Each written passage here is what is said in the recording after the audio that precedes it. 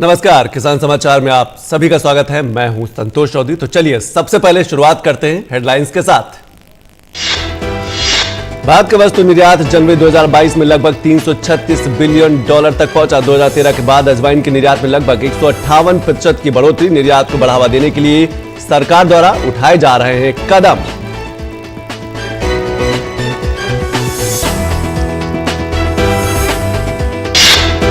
केंद्रीय मंत्री पुरुषोत्तम रुपाला ने कहा कि बजट 2022-23 विश्वास आधारित शासन की अवधारणा पर जोर देने वाला आम जनता का बजट है। पशुधन क्षेत्र के बजट में 40% से अधिक की बढ़ोतरी का। प्रधानमंत्री के नेतृत्व में केंद्र सरकार पशुधन और डेयरी किसानों के विकास के लिए है प्रतिबद्ध।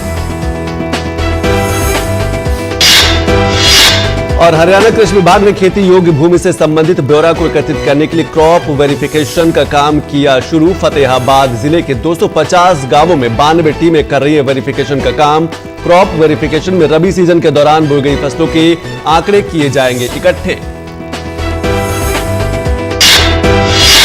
और मूसलाधार बारिश और ओला गिरने से किसानों की चना, मटर, सरसों की फसलों को भारी नुकसान। सैकड़ों गांव की सैकड़ों एकड़ फसलें बर्बाद होने की कगार पर। गन्ने की खेती को भी पहुंचा है नुकसान।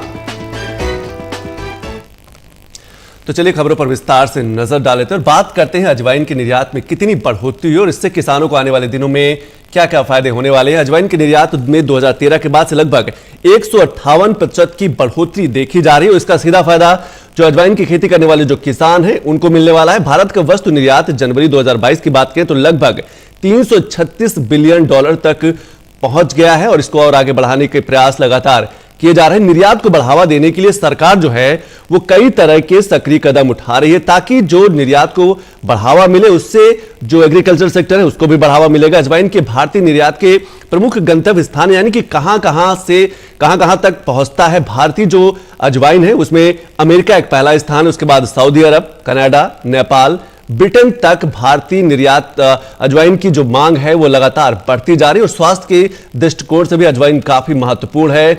सरकार निर्यात को बढ़ावा देने के लिए कई सक्रिय कदम उठा रही, कई समूह बना रही। समूह के माध्यम से किसानों को जागरूक भी किया जा रहा है और अजवाइन की खेती करने के लिए उन्हें प्रोत्साहित भी किया जा रहा है। सरकार एक जिला एक उत्पाद यानी कि ODOP के जरिए भारत के प्रत्येक जिले को एक निर्यात हब के रूप में विकसित करने का एक लक्ष्य निर्धारित किया गया है।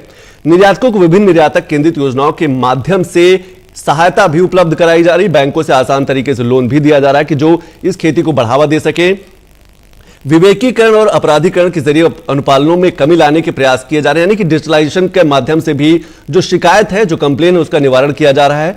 व्यवसाय करने की सुगमता में सुधार लाने के लिए कई अभिनव पहल किए जा रहे हैं जिससे जो अजवाइन की खेती करने वाले किसान हैं उनको आसानी हो सके। इसके साथ साथ लाइसेंसिंग प्रदान करने, शिकायतों को दूर करने के लिए एक IT आधारित प्लेटफॉर्म उपलब्ध भी कराया जा रहा है ताकि कोई भी किसान है वहां पर जाके उस IT प्लेटफॉर्म पे जाके शिकायत कर सकता है।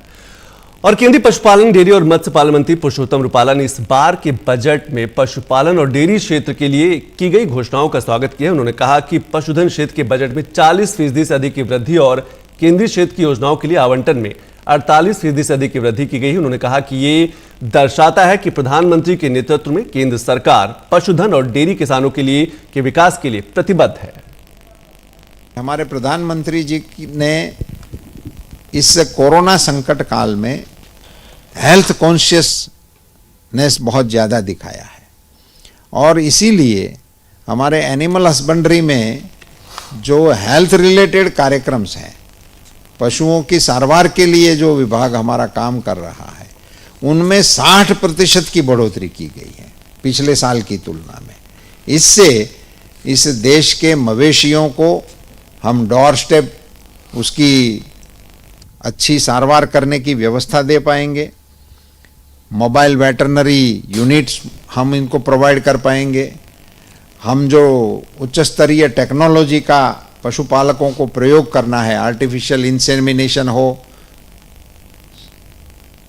सीमेन के बारे में जो बच्चियां ही पैदा हो इस प्रकार के सीमेन को उनके घर तक पहुंचाना हो, सेक्स सॉर्टेड सीमान उनको मिले और उनको दवाइयाँ मिले, उनके लिए पूरे देश में भारत सरकार की ओर से मोबाइल वेटरनरी यूनिट प्रोवाइड करने की महत्वाकांक्षी योजना जो प्रधानमंत्री जी ने लॉन्च की है, उनको इस बजट से बहुत बड़ा समर्थन मिला है और इससे हमारे देश के पशुपालकों को अपने पशुओं के स्वास्थ्य को ठीक रखने का और उनके स्वास्थ्य को ठीक रहने से उनकी उत्पादकता में बहुत भारी वृद्धि का हम अपेक्षा कर सकते हैं और इनसे उनकी आय में भी बड़ी उपलब्धता को पशुपालक लोग करेंगे। और पुरुषोत्तम रूपाला ने कहा कि मत्स्य पालन विभाग के बजट में गत वर्ष की तुलना में 73% की वृद्धि की गई। उन्होंने निर्यात को बढ़ावा देने के लिए श्रिम्प मछली पालन पर शुल्क में कटौती की घोषणा का स्वागत किया। उन्होंने कहा कि इस साल 50 नए मछली बाजारों का आधुनिकीकरण किया जाएगा। पिछले वर्ष की तुलना में इस बार हमारी जो इस राशि में बढ़ोतरी हुई है, इसके चलते और हमारे विश्व के मार्केट में हमारे श्रिम्प और एक्वाकल्चर की जो डिमांड है उसको बढ़ोतरी देने के लिए इसके इनपुट पे जो हम इंपोर्ट चीज़ें कर रहे हैं इसके फीड के लिए, उसमें कटौती करने की घोषणा इस बजट में करके हमारे एक्सपोर्ट को बढ़ावा देने का बहुत बड़ा बल इस बजट के माध्यम से हमें मिलने वाला है। और इस बजटरी प्रावधान में टेक्नोलॉजी के नवाचार के लिए जो हमें राशि मिली है उसके चलते सीवीड को बढ़ोतरी देने का बहुत बड़ा कार्यक्रम इस बार इस बजटरी प्रावधान की वजह से पूरे कोस्टल एरिया में हम लागू करने वाले हैं। इस बजट के माध्यम से सबसे नई चीज के रूप में नए 50 फिश मार्केटिंग डेवलप करने का हमारे वित्त मंत्री जी ने अपने बजट में प्रावधान करके फिशरमैनों के लिए और फिशरीज सेक्टर के लिए एक बहुत ही नया आयाम देने का कोशिश किया है। और अब बात करेंगे हरियाणा की, जहां पर फतेहाबाद में क्रॉप वेरिफिकेशन का जो काम है वो लगातार किया जा रहा है। जिले के लगभग 250 यानी कि 250 गांवों में 92 टीमें लगातार जो क्रॉप वेरिफिकेशन है वो लगातार काम कर रही हैं। इसके माध्यम से आंकड़े इकट्ठे किए जाएंगे। कृषि विभाग ने खेती योग्य भूमि से संबंधित ब्यौरा को एकत्रित करने के लिए क्रॉप वेरिफिकेशन का काम शुरू कर दिया है, जिसका फायदा आने वाले दिनों में किसानों को जरूर मिलेगा। उद्यान विभाग के अधिकारियों और कर्मचारियों की लगभग 92 टीमें इस कार्य के लिए अलग अलग जिलों में जो 250 जिले जो चिन्हित किए गए हैं उसमें अलग अलग जगह 250 जो गांव चिन्हित किया है उसमें अलग अलग गांव में किया जा रहा है। जिला के लगभग 125 गांव में काम शुरू हो चुका है। फतेहाबाद में 25 फरवरी तक इसे पूरा करने के एक निर्धारित जो लक्ष्य है वो भी रखा गया है।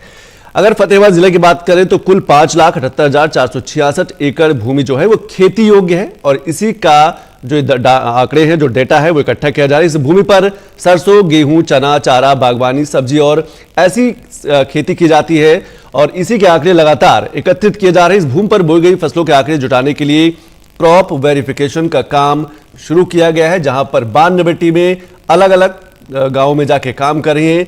जिले में 7,816 एकड़ भूमि का वेरिफिकेशन अब तक हो चुका है, जिसमें कई तरीके की जानकारी, किस तरीके की फसल वहां उत्पादित की जाती है वो सारी जानकारी इकट्ठा किया गया है। 25 फरवरी तक ये कार्य पूरा कर लिया जाएगा। ये एक निर्धारित लक्ष्य भी रखा गया है कृषि विभाग की तरफ से क्रॉप वेरिफिकेशन का। क्रॉप वेरिफिकेशन में रबी सीजन के दौरान बोई गई फसलों के आंकड़े इकट्ठे किए जाएंगे।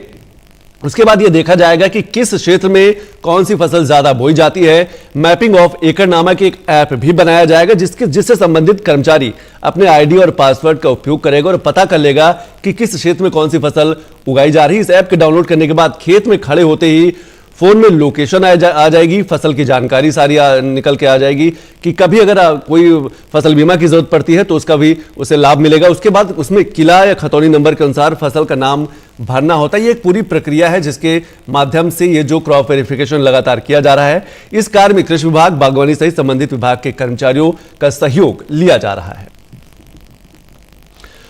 और अब बात करें उत्तर प्रदेश की। उत्तर प्रदेश वाराणसी भारतीय सब्जी अनुसंधान संस्थान ने सब्जी के अपने शोध को विंटर स्कूल के माध्यम से पूरे देश में किसानों तक पहुंचाने का प्रयास किया है। आइए देखते हैं हमारे संवाददाता हरकेश बहादुर सिंह गौतम की एक खास रिपोर्ट। यह है भारतीय सब्जी अनुसंधान संस्थान जो कि वाराणसी में स्थित है। इसके वैज्ञानिक लगातार सब्जी उत्पादन के लिए शोध करते हैं, जिसका लाभ आसपास के किसानों को मिल रहा है। इसके साथ ही पूरे देश के विभिन्न हिस्सों के किसानों को लाभ देने के लिए संस्थान ने विंटर स्कूल का आयोजन किया है। यह 21 दिवसीय कार्यशाला है और इसमें 13 राज्यों के 25 प्रतिभागी भाग ले रहे हैं। इनमें कई प्रोफेसर और कृषि वैज्ञानिक हैं। इनको यहाँ नए शोधों के बारे में बताया जा रहा है। सब्जी का पूरे जो इंडिया में एक ही अनुसंधान संस्थान है जिसके सब्जी में और रिसर्चर अपना जो करते हैं उसको आगे कैसे लिया जाए, उसके बाद ट्रेनिंग भी देना जरूरी है। ये सीख के जाएंगे, जैसे अभी बता रहे थे कि गुजरात वाले जो हमारे साइंटिस्ट आए हैं वो भी कैसे इसको आगे फार्मर्स को बताएं और जो अल्प प्रचलित जो कम प्रचलित सब्जी है उसको आगे कैसे ले जाएं, क्योंकि जो इसमें इतना न्यूट्रिशन भरपूर है जिसको आप इस्तेमाल करके अपना स्वास्थ्य भी ठीक कर सकते हैं। देश के विभिन्न राज्यों से आए प्रतिभागी बड़े उत्साहित हैं और उनका मानना है कि कई सब्जियां जो उनके प्रदेश के जलवायु के अनुकूल होगी उसके बारे में अपने छात्रों और किसानों से चर्चा करेंगे। I will learn about this underutilized, underexploited vegetables. I will learn on it, and then the same what I have learned, I will go back to my state and I will give the message, disseminate the message, and will put it into practice. I'll get to learn a lot of things from here. Actually, हमारे वहाँ पे बहुत सारे ऐसे crops है which is मतलब under utilise हैं, लेकिन बहुत सारे जो यहाँ के भी है, तो हम लोग वहाँ जाके अपने फार्मर्स को और ज़्यादा अच्छे से प्रमोट करेंगे। ये जो अंडर एक्सप्लोटेड वेजिटेबल्स यहाँ का इनका डिफरेंट प्लॉट ऑर्गेनाइज किए हैं अलग अलग वेजिटेबल्स के, तो यहाँ जाके हम वो क्रॉप भी इंट्रोड्यूस कर सकते हैं और वहीं का ऐसा कुछ न्यूट्रिशनल, अभी बायोफोर्टिफिकेशन का एरा चल रहा है तो उसमें कुछ यहाँ जाके वहीं पे उसका कुछ एक्सप्लोर करे। कुछ ऐसे क्रॉप है जो फार्मर को जो कमी कुछ न्यूट्रिशनल हाँ फिर इकोनॉमिकली वैल्यू भी रहती है वो जाके हम उनको समझाएंगे। विषम परिस्थितियों में इस तरह के विंटर स्कूल का आयोजन निश्चित रूप से प्रोफेसरों और वैज्ञानिकों के लिए तो लाभकारी होगा ही, सब्जी की खेती करने वाले किसानों तक नई शोध और तकनीक भी सुगम तरीके से पहुंचेगी और उनके उत्पादन और आय में इजाफा करेगी। सब्जी उगाने और खाने का वैज्ञानिक दृष्टिकोण सब्जी अनुसंधान संस्थान, इन जो असिस्टेंट प्रोफेसर हैं, साइंटिस्ट हैं जो देश के कोने कोने से आए हैं, उनके माध्यम से किसानों तक पहुंचाएगा पूरे देश में।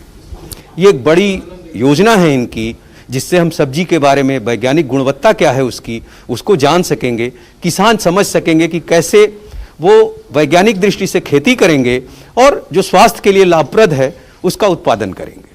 कैमरा पर्सन पूजा सिंह के साथ doctor हिकेश Bahadur Singh Gautam, DD news, सब्जी अनुसंधान संस्थान, वाराणसी।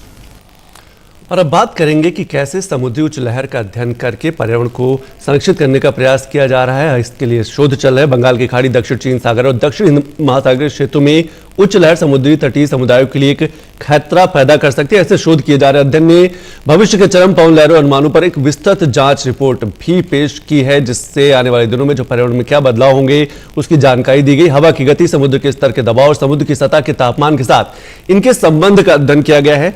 जलवायु सूचकांकों के साथ संभावित संबंधों और सुदूर संपर्क पर विस्तृत जांच की संभावना भी प्रदान करने की एक रिपोर्ट दी गई। बंगाल की खाड़ी, दक्षिण चीन सागर और दक्षिण हिंद महासागर के क्षेत्र में भविष्य में उच्च लहर गतिविधि का अनुभव हो सकता है, ऐसी एक रिपोर्ट आई है। जलवायु परिवर्तन और अन्य पर्यावरणीय कारकों के प्रभाव के प्रति सबसे अधिक इंसान ही प्रभावित होता है। फसलों को भी नुकसान पहुंचता है, बुनियादी ढांचे को नुकसान पहुंचता है, भूजल में खारे पानी के सम्मिश्रण, फसलों के विनाश और सामाजिक आर्थिक परिणामों की भी एक रिपोर्ट दी जाएगी। एक श्रृंखला के साथ मानव आबादी को प्रभावित कर सकता है, इसीलिए समुद्री उच्च लहरों का एक अध्ययन किया जा रहा है, जिसका जो असर है पर्यावरण पर क्या पड़ेगा। विश्व भर के वैज्ञानिक इस प्रभाव की भयावहता का अनुमान लगाने के लिए लगातार प्रयास करें, क्योंकि एग्रीकल्चर सेक्टर में भी दिन प्रतिदिन जलवायु परिवर्तन के चलते कई बदलाव देखने को मिल रहे हैं। और अब बात करते हैं जम्मू कश्मीर की। जम्मू कश्मीर सरकार द्वारा सीमावर्ती क्षेत्र के किसानों की वित्तीय स्थिति सुधारने के लिए सीमावर्ती क्षेत्रों में कृषि उत्पादन पर जोर दिया जा रहा है। सीमावर्ती क्षेत्र के किसान लंबे समय से पाकिस्तान की गोलीबारी का सामना कर रहे थे। सरकार ने केंद्रीय बजट में भी सीमा क्षेत्र के विकास को महत्व दिया है। इस सिलसिले में प्रमुख सचिव कृषि उत्पादन एवं किसान कल्याण नवीन चौधरी ने कठुआ जिले के हीरानगर सीमा का व्यापक दौरा कर यहां कृषि एवं संबद्ध विभागों की द्वारा की जा रही जमीनी गतिविधियों का निरीक्षण किया।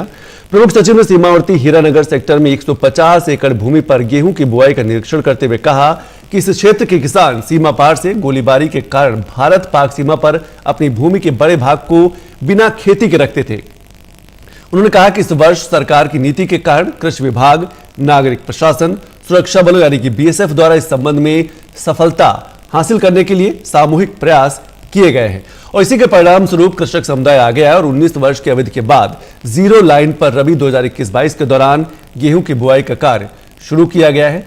अपने दौरे के दौरान प्रमुख सचिव ने सीमावर्ती किसानों से भी बातचीत की, जिन्होंने सरकार की इस पहल पर खुशी व्यक्त की है, जिसने उन्हें लंबी अवधि के बाद अपनी जमीन पर खेती करने में सक्षम बनाया है। सीमावर्ती क्षेत्र के किसान जम्मू कश्मीर सरकार द्वारा किए जा रहे प्रयासों से बहुत संतुष्ट हैं। किसानों ने बताया कि सीमावर्ती भूमि बहुत उपजाऊ है और सभी फसलों ने बेहतर उत्पादन किया और हमें उम्मीद है कि सरकार तकनीक के माध्यम से किसानों की मदद करती रहेगी।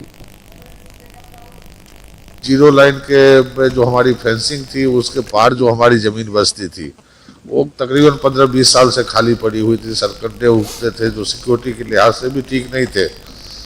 बॉर्डर सिक्योरिटी फोर्स ने ये इनिशिएटिव लिया उनको क्लियर करने का और डिस्ट्रिक्ट एडमिनिस्ट्रेशन और सबके सहयोग से आज पहली बार यहाँ पे 150 एकड़ में आपने देखा है जो फेंसिंग के उस पार जमीन हमारी पड़ी रहती थी उस पर आज खेती हुई है। और हम चाहते हैं कि अगले क्रॉपिंग सीजन तक यहाँ पे जितनी भी जमीन हमारी पड़ी हुई है फेंसिंग के उस पार उस पर खेती हो और उसके लिए सरकार की तरफ से जो भी मदद की जरूरत है, चाहे फ्री सीड हो, फर्टिलाइजर हो, इंश्योरेंस हो, क्रॉप इंश्योरेंस हो, खुद की इंश्योरेंस हो, इन सब में इनको मदद दी जाएगी। इनके जो भी एप्लीकेशंस होंगे ट्यूबवेल के लिए, ट्रैक्टर के लिए, टिलर के लिए या किसी और इक्विपमेंट को, इनको सबसे फर्स्ट प्रायोरिटी पे मीट किया जाएगा। ये इतनी अच्छी हमारी ये ज़मीन है कि जहाँ पे हर फसल पैदा हो सकती है।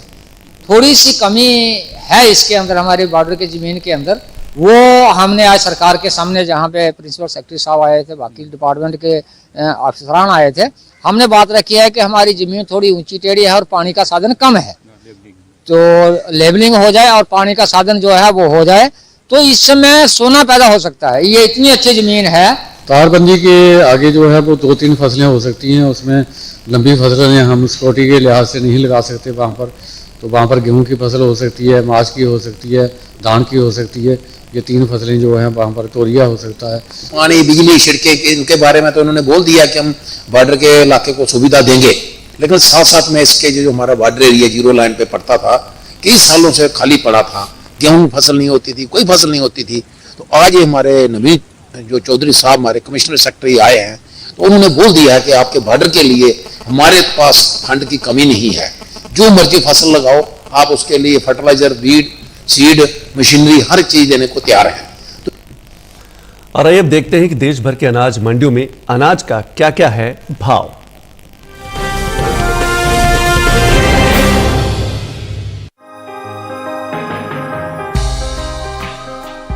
देश से होने वाले मक्का के निर्यात में खासा इजाफा देखने को मिला है। वित्त वर्ष 2020-21 के दौरान निर्यात में 7 गुना से ज्यादा की बढ़ोतरी हुई है। वाणिज्य मंत्रालय की संस्था एपीडा के अनुसार साल 2020-21 के दौरान देश से 28,79,000 टन मक्का का निर्यात हुआ है, जबकि वित्त वर्ष 2019-20 के दौरान देश से सिर्फ 3,70,000 टन ही मक्का का निर्यात हो सका था। वैश्विक बाजार में भारतीय मक्का की कीमत उचित लग रही है और भारत अच्छी गुणवत्ता और मानक की मक्का को वाजिब दाम में उपलब्ध करा रहा है। यही वजह है कि भारत की मक्का की मांग वैश्विक बाजार में बढ़ी है।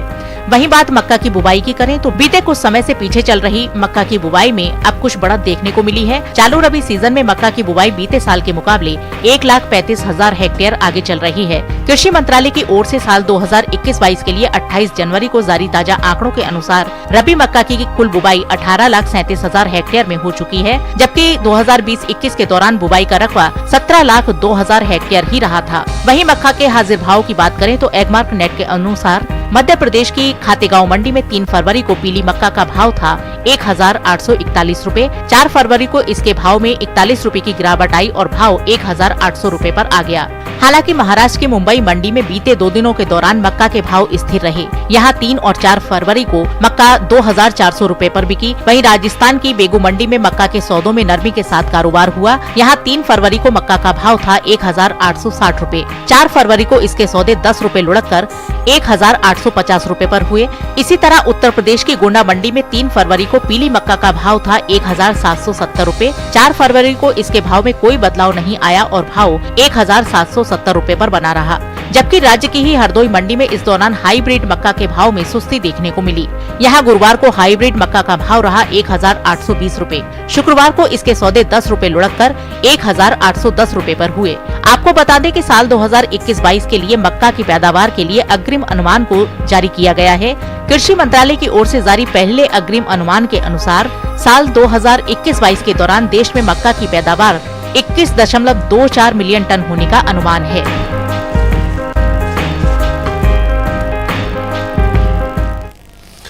तो चलिए खेती किसानी के अलावा कुछ और खबरों पर नजर डाल लेते हैं।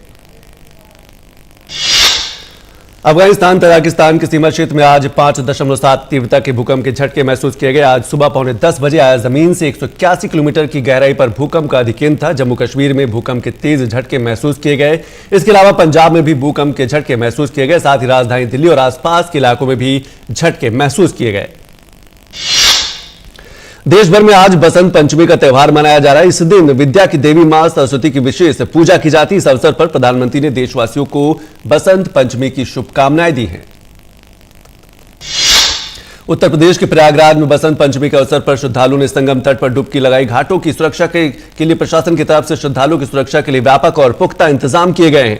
घाटों की सफाई फ्लड कंपनी के जवान और महिला पुलिसकर्मी भी तैनात किए गए। श्रद्धालुओं के नहाने के लिए घाटों पर प्रशासन की तरफ से व्यवस्था बनाई गई। बसंत पंचमी के मौके पर अभी तक 2 लाख से अधिक श्रद्धालुओं ने पवित्र और पावन संगम में स्नान वो कर चुके हैं।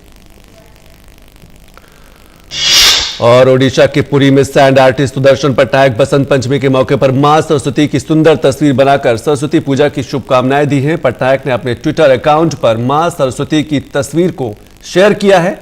बधाई संदेश में उन्होंने कहा कि सभी के लिए प्रार्थना। सरस्वती पूजा के अवसर पर पुरी समुद्र तट पर मां सरस्वती को समर्पित मेरी तस्वीर, रेत पर मां सरस्वती की उकरी तस्वीर कला की श्रद्धा, भावना और रचनात्मकता को दर्शाती है।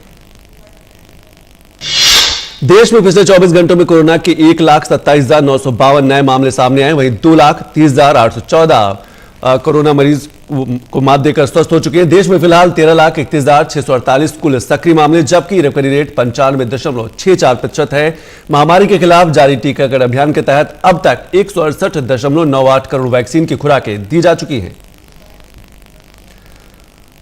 और देश की राजधानी में कोरोना वायरस की रफ्तार धीमी पड़ती जा रही है। पिछले 24 घंटे में कोरोना के 2,272 मामले सामने आए, जबकि एक दिन में कोविड से संक्रमित 20 मरीजों ने दम तोड़ दिया है। कोरोना संक्रमण दर 3.85% हो गई है। कोरोना के मामले में कमी आते ही दिल्ली सरकार ने इस शुक्रवार को स्कूल खोलने का फैसला किया। सोमवार से 9वीं से 12वीं तक के स्कूल खुलेंगे और नर्सरी से 8वीं के स्कूल 14 फरवरी से खुलेंगे। बिहार के पटना में पेनलेस और नीडलेस कोविड वैक्सीन की शुरुआत हुई है। फिलहाल अभी इसकी शुरुआत 3 वैक्सीनेशन सेंटर पर की गई है। इसके 3 डोज दिए जाएंगे, जो 28 और 56 दिनों के अंतराल में लगेगी। सुई से डरने वालों के लिए एक अच्छी पहल है और इससे प्रदेश में कोरोना के खिलाफ जारी सरकार के वैक्सीनेशन अभियान में तेजी आएगी। उम्मीद है कि इसके बाद लोग बड़ी संख्या में कोरोना का टीका लेने के लिए प्रेरित होंगे। और उत्तराखंड के चमोली जिले में शुक्रवार को बर्फबारी हुई। बर्फबारी के बाद गाड़ियों की आवाजाही पर असर पड़ा है। प्रशासन सड़कों से बर्फ हटाने के काम में जुटा हुआ है। श्रीनगर के जाकुरा इलाके में आज सुबह सुरक्षा बलों के साथ मुठभेड़ में 2 आतंकवादी मारे गए। पुलिस ने बताया कि यह आतंकी संगठन लश्कर तैयबा टीआरएफ से जुड़े थे। एक की पहचान इखलाक हाजिन के रूप में हुई है, जो हाल ही में अनंतनाग के हसनपोरा में हेड कांस्टेबल अली मोहम्मद की हत्या में भी शामिल था। मारे गए आतंकवादियों के पास से 2 पिस्तौल सहित आपत्तिजनक सामग्री बरामद हुई है। उत्तर प्रदेश के रामपुरा के टांडा में एक गाड़ी की दुर्घटना होने से 5 लोगों की मृत्यु हुई। गाड़ी में 6 लोग सवार थे। हादसा टांडा थाना क्षेत्र में सीकमपुर चौराहे के पास शुक्रवार रात करीब 10 बजे हुआ। गाड़ी में सवार कुल 6 लोग शादी समारोह से वापस मुरादाबाद के जयंतीपुर स्थित अपने घर लौट रहे थे। सीकमपुर चौराहे के पास रोड ब्रेकर का अंदाजा नहीं मिलने के कारण तेज गति से आती कार स्पीड ब्रेकर से टकराकर पलट गई। तो ये खबरों के साथ किसान समाचार में अभी बस इतना ही। नमस्कार।